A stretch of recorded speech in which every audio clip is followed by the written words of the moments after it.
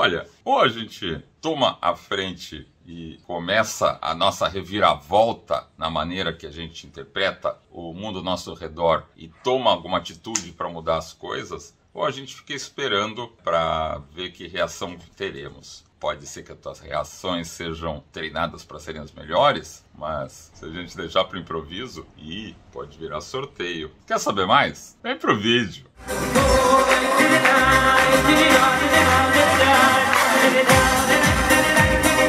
Shalom, sou Escatorek e esta é a Parashá Shavua, a porção semanal Vayeri. Vayeri significa e viveu. Quem viveu? O patriarca Jacó viveu os melhores 17 anos de sua vida no Egito.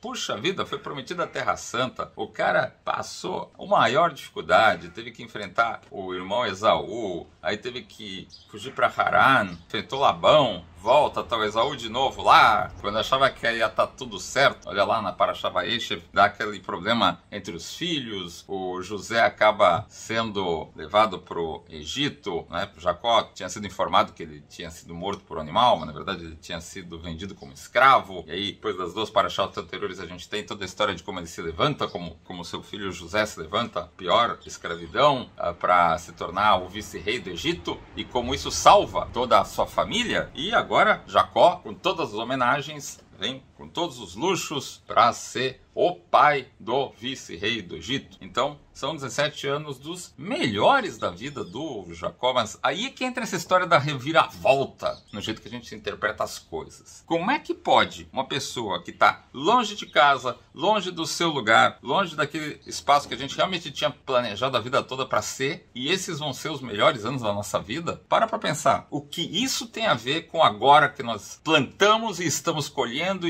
de alguma maneira e estamos vivendo? Alguns acham que merecem, outros acham que não merecem. O mais notável é que o Criador organiza o mundo de tal maneira que a gente, se parar para pensar, a gente realmente está vivendo aquilo que a gente plantou. A gente está colhendo exatamente aquilo que a gente plantou. Seja por ação ou seja por omissão. Essa coisa de causa e efeito é uma generosidade tão grande do Criador, porque ele dá para nós um referencial. Não era para ser assim, entende? Mas ele dá para a gente um referencial. Para pensar, o mundo é tudo feito com uma gigantesca bondade. Ele é feito do nada. Então tudo é lucro, cara. Todo mundo nasce careca, pelado e banguela. E o resto da vida tudo é lucro, porque tudo é Deus que está dando o tempo todo para a gente. Ao mesmo tempo, ele faz as coisas de tal modo que a gente sente que os nossos esforços acabam tendo resultado, acabam tendo a melhor expressão. E também a gente acaba se empoderando, porque quando a gente observa que um resultado naquilo mais satisfatório, a gente puxa, a gente pode intervir e as coisas podem começar a vir para o seu melhor sentido. É uma generosidade tremenda a gente viver num plano de consciência onde a gente tenha esse livre-arbítrio com tamanho empoderamento vindo lá do alto. Isso enche a gente de gratidão, e é por isso que na outra Parashá a gente fala assim: eu me empequeneço, katonte mikola hassadim, quer dizer, puxa, como Deus é bom pra gente.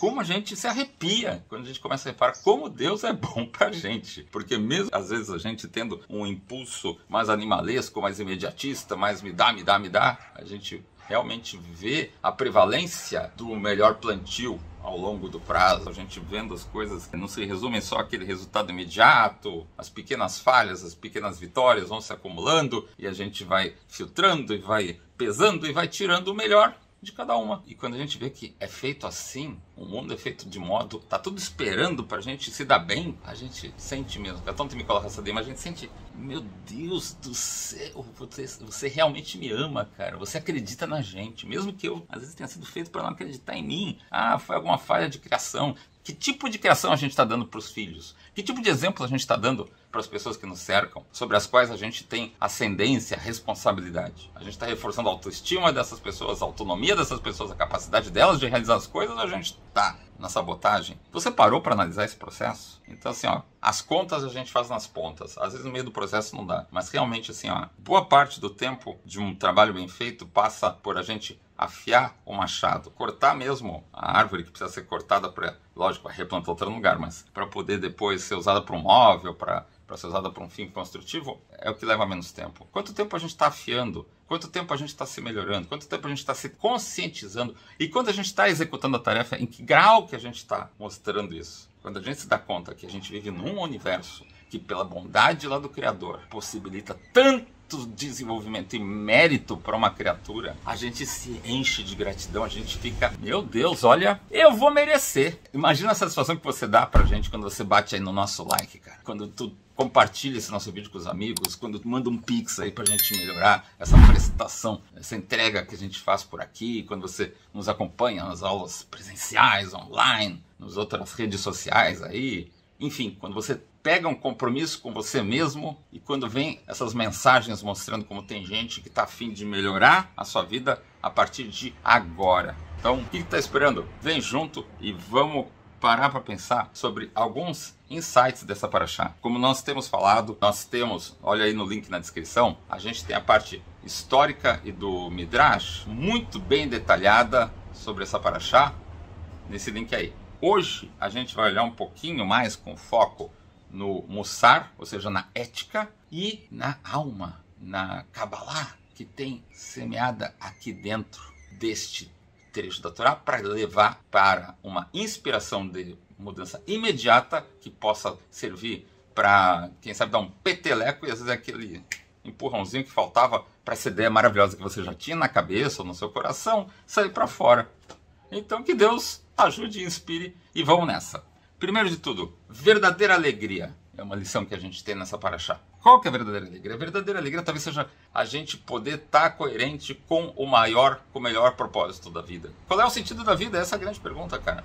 Porque a pessoa pode ter tudo, pode ganhar tudo e é uma vida sem sentido, uma vida vazia. Quer dizer, a alegria é uma coisa imediata, mas uma sucessão de momentos alegres é a melhor vida do mundo. Isso é o que a gente caracteriza por felicidade. Muito bem, é difícil a gente imaginar como é que Jacó tem no exílio os melhores 17 anos de sua vida, os anos de maior alegria da sua vida. É porque ele repara o seguinte, que o jeito que ele criou os seus filhos foi a prova de bala, fogo, radiação, ameaças, sejam quais forem, do calor, das paixões causadas pelo Egito, das tentações causadas pelo Egito, ou pelo esfriamento também, que essas tentações todas, esses apelos todos, e a gente sabe exatamente do que eu estou falando, sabe? A gente às vezes sai de um grande momento da tua vida, então aproveita, deixa isso sedimentar, deixa isso sair, isso vir dentro, deixa esse azeite molhar o teu pão,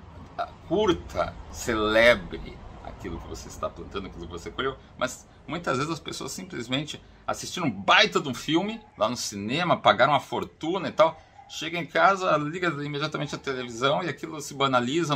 Cara, a gente precisa sedimentar, a gente precisa condimentar, a gente precisa maturar as coisas. Por isso que a gente fala as contas, a gente faz nas pontas. É logo de manhã que a gente planeja o dia e ao final do dia a gente vê quais objetivos foram atingidos, quais que ficam para amanhã, e no dia seguinte você revisa e o processo de crescimento do contínuo da maturidade se expressa e se manifesta. Então, como é que os melhores, os mais alegres, os mais felizes anos da vida de Jacó, é aí que está talvez essa reviravolta de interpretação que a gente está propondo desde o começo desse vídeo, se manifesta. É quando ele vê que os filhos dele foram criados, foram educados para seguirem no rumo da continuidade, do bom relacionamento, para tentar descobrir o que Deus quer da gente, ou seja, cumprir cada um a sua missão na vida, essa missão que está expressa na nossa melhor tradição que está ali na Torá. Porque vem uma grande pergunta, tá, mas onde é que vem a minha contribuição individual? Tal? É claro, é com a Torá que você consegue iluminar qual é que é o teu talento individual.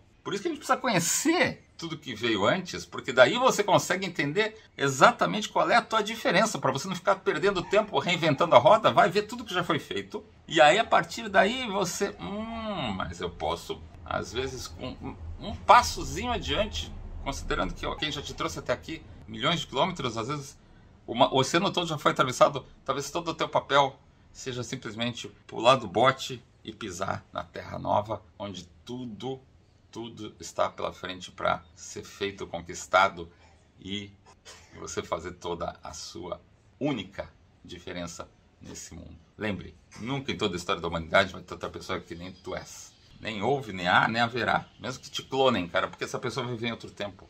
Esse momento, essa oportunidade, essa pessoa que você é agora. E é tudo conspira, é feito pra você, porque você é feito à imagem do Criador. Olha o teu valor, cara. Então não desperdiça. toma uma atitude, pense nisso. Ou seja, qual que é a chave, qual é o hábito, qual é o pequeno costumezinho que pode fazer toda essa mudança na vida das pessoas e proteger, garantir essa alegria? É o estudo da Torá. É o estudo da Torá, é o estudo da lei divina nas boas fontes. Então, procura um bom mestre, te cerca de colegas que têm foco no seu desenvolvimento de Torá e do cumprimento das mitzvot. E digo para ti, vai reparar que essa é a verdadeira alegria de viver. Ela se manifesta da maneira que você está começando a enxergar realmente que as coisas têm para onde, da onde, e que o caminho é maravilhoso, né? A gente já desfruta no caminho os frutos. Imagina quando chegar lá e tiver acesso ao capital principal. É uma coisa maravilhosa. E para pensar, hein? Porque tudo nesse mundo é transitório. Mas a Torá é algo que já estava vivo contigo antes de tu nascer, te acompanha durante essa passagem aqui na Terra, e lá é que a gente vai ver, no reencontro, que a gente vai ver, puxa, era disso que se tratava. Então, de prático, é nos teus negócios, é no jeito que tu lida com a educação, com carinho, com as pessoas em volta, é numa oração, é numa caridade, vai adiar até quando, cara? Vamos embora, vamos ser a nossa melhor versão de nós mesmos. Olha que genial. O Yaakov chama Yosef, o seu filho, que tinha, né, ido lá para a escravidão e acaba se tornando vice-rei do Egito. E quando Yosef se torna vice-rei do Egito, antes dos anos da fome, ele tem dois lindos filhos, que são o Efraim e o Menashe. Efraim e Menashe. E quando Yaakov repara que esses dois meninos foram criados dentro dos ideais que o seu avô tinha inculcado nos anos de estudo com José, antes do exílio de José, aí é que aparece a recompensa da lealdade. Ele fala: Yosef, os teus dois filhos são considerados para mim como meus dois filhos. Isso que eles nasceram e se criaram no Egito, hein? Ou seja, você vai esperar que o ambiente fique dizendo para você quem você é? Com Torá, você sabe quem você é? Esteja onde estiver. Pense nisso e te habitua a te olhar com o mesmo olhar carinhoso que tem o Criador para você. Tá na Torá, manda ver. E olha só, a diferença que a gente tem entre Efraim e Menashe, o que cada um dos seus nomes representa? Menashe representa uma proteção. Yosef botou esse nome porque Deus está me protegendo dos inimigos, das adversidades em volta. E Efraim, o nome dele representa influenciar, iluminar, frutificar no entorno. Ou seja, Menashe, proteção, né? É o braço esquerdo, ó, me protege. E o Menashe é o braço direito que aproxima. Um afasta, o outro aproxima. Mas é o seguinte, qual dos dois será abençoado primeiro? E a gente vê que Yaakov deliberadamente quer ensinar pra gente qual é a grande finalidade do ser humano na vida, que é o de aproximar as pessoas, ou seja, de iluminar, de esparramar, de fazer crescer a consciência divina neste plano de existência que a gente está. E por isso, assim como quando a gente começa a nossa rota de estudo, de aprendizado, a gente tem que se fechar e tem que se focar e nunca deve deixar de ter essa proteção do nosso entorno, da nossa família, dos nossos melhores hábitos. A gente precisa sempre lembrar que o maior propósito mesmo da gente é influenciar de modo positivo o mundo que nos rodeia. Como diz o poeta, assim, 1 mais 1 é sempre mais do que 2. Pense nisso. A gente vê também, tem perfeita coerência então na ação que a gente vê nessa paraxá, quando a gente vê a bênção que é dada para Yehudá. Poxa, nós somos o povo judeu, Yehudim, os descendentes de Yehudá, que nós estamos até hoje. Pois bem, Yehudá, é dito para ele vai lavar suas roupas com vinho. Yehudá é uma pessoa que foi para a prática, uma pessoa que na prática acerta, erra, mas se dá conta de quando erra e emenda o seu caminho e mostra pra gente o caminho da Teshuvá, mostra que sempre dá para consertar se a gente realmente procura o Criador, a gente assume os erros, vai dar certo, sabe? A gente acha que Deus não vai desistir da gente, realmente o Criador ele sempre dá uma nova chance pra gente, é só a gente querer. Então, seguinte, cara, Yehudá, com essa ênfase na prática, ele lembra muito a gente o seguinte, ó, que cada mitzvah, cada mandamento acaba se manifestando cabalisticamente como sendo uma vestimenta. A vestimenta para nossa alma são os nossos atos. É isso que você acaba levando desse mundo. O caixão não tem gaveta, cara. Mas aquilo que você fez, fica. E aquilo que você fez, te acompanha. E são os teus trajes. Você quer chegar com trajes limpos? Quer chegar com trajes que precisam de uma limpeza? A gente precisa desde já ir plantando isso aí. Ou seja, a melhor forma de viver, e por isso que a gente está falando tanto da importância de viver com alegria e tudo mais, é o estudo da Torá. E especialmente essa alegria de viver, essa simha toda, simha, se manifesta na medida que a gente estuda a dimensão mais interior da vontade divina, que é a Kabbalah, que é a Hassidut. Isso é comparado ao sopro que a gente tem dentro de nós de vida, sabe?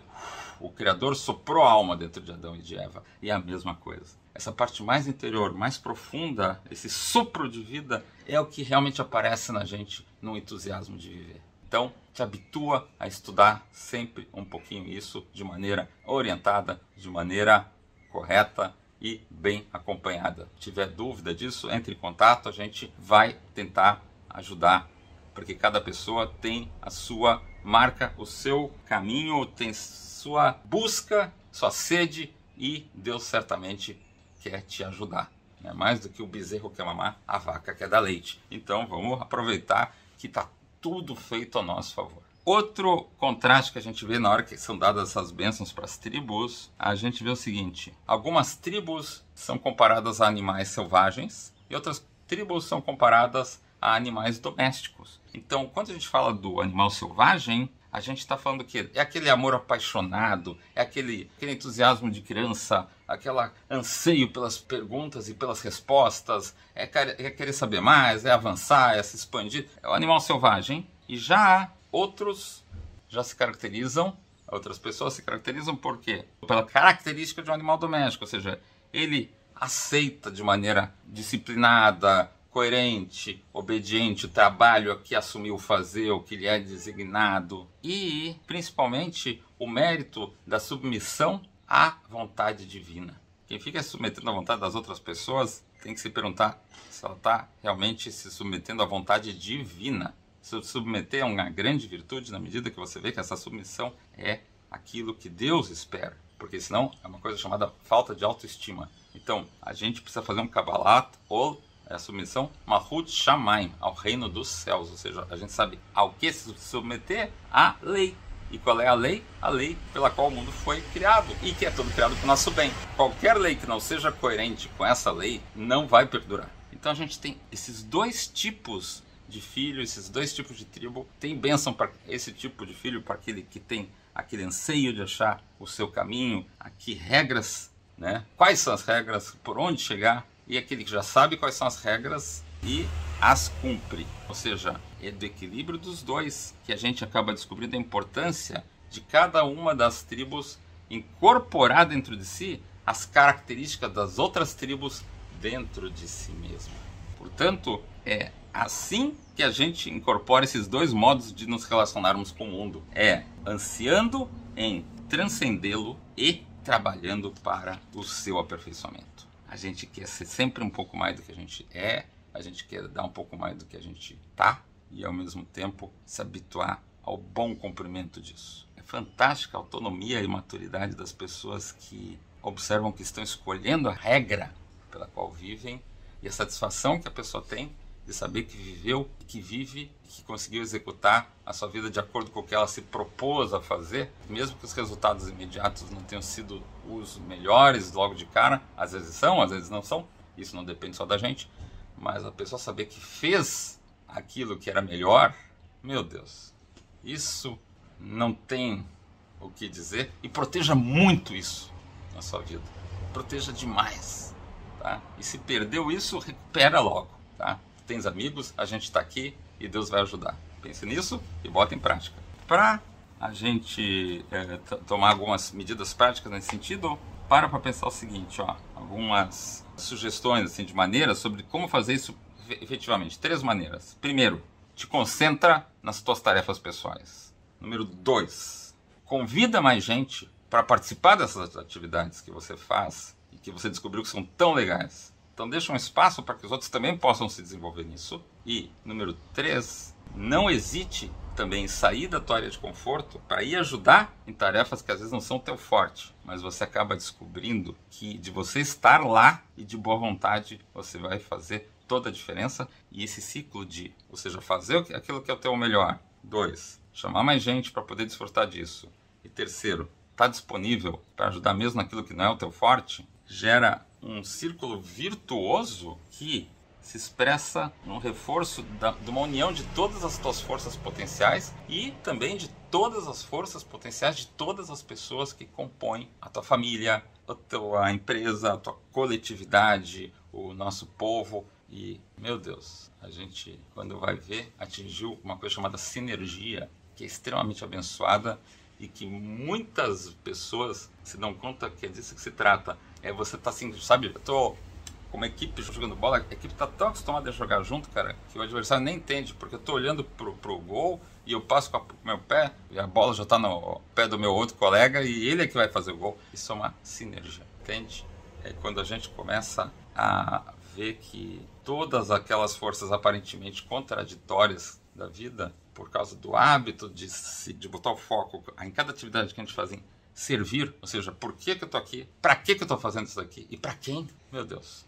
Por que eu tô aqui? Para que eu vou fazer o próximo passo? Para quem eu tô dando todo esse esforço? A gente vai fazer a escolha certa. Deus vai iluminar. Pense nisso. E para a gente concluir, nós não estamos sozinhos. Nós nunca estamos sozinhos. Quem bota o foco no espiritual, o tempo e a distância jamais afastam. Ou seja, a gente vê que mesmo que naquele primeiro momento a família de Yosef não está na escravidão, mas ela não está já em casa, mas ela continua com o seu compromisso com o seu maior propósito de vida, ela não esfria, ela mantém os seus hábitos de estudo de Torá, de tzedakah, de falar hebraico, entendeu? De se vestir como judeu, de se portar como um povo que demonstra a presença divina nesse mundo. A gente vê que a Torá escreve assim, ó, Yosef foi colocado num caixão no Egito. O que está dizendo que Yosef foi guardado? Porque ele pediu para, no final do exílio, tirassem de lá, e ele seria tirado de lá, como a gente descreve nas próximas parashot, né? Pelo próprio Moshe Rabbeinu, não fica no Egito, nada de Yosef fica no Egito, ou seja, a gente precisa entender que esse exílio todo, a gente não está exatamente no tempo, no espaço, o país onde a gente está, às vezes não está exatamente como a gente melhor esperava e tudo mais, mas o seguinte, cara, lembra, o Criador, o botão Yosef que a gente tem dentro da gente, está sempre junto de nós. Ou seja, lembrando que na hora certa, porque você se preparou, vai bater sorte. Porque sorte o que é? É preparação, mas oportunidade. Você vai se preparando, você deixa tudo pronto e confia. Deus vai te tirar de qualquer aperto com muita bênção, muito mais do que você jamais imaginava. E preparação mais oportunidade é que geram este evento que a gente costuma chamar de sorte. Então o que a gente deseja para você? Mazel Tov, né? Boa sorte, Mazel Tov. E é desejando Mazel Tov que a gente desde já agradece o teu joia que você, né, dá um like aqui no nosso vídeo, compartilha com os amigos e principalmente participe dos nossos encontros presenciais online. Agradecemos demais o teu Pix, aí que ajuda a gente a continuamente melhorar a qualidade do nosso serviço e principalmente lição de casa. Trata muito, muito, muito bem aqueles que te cercam em volta, os teus familiares, os pais, as crianças, os vizinhos, os teus clientes, o chefe, o motorista do aplicativo. Cara, vai adiar ser feliz até quando? Se você pode, desde já, descobrir que talvez a tua maior missão na vida é viver com alegria. E já que Deus ajuda, toma em maioria. Desde já, a gente te deseja um dia pleno de sucesso em cada uma das tuas atividades e um maravilhoso Shabbat com a tua família e amigos. E até o próximo vídeo!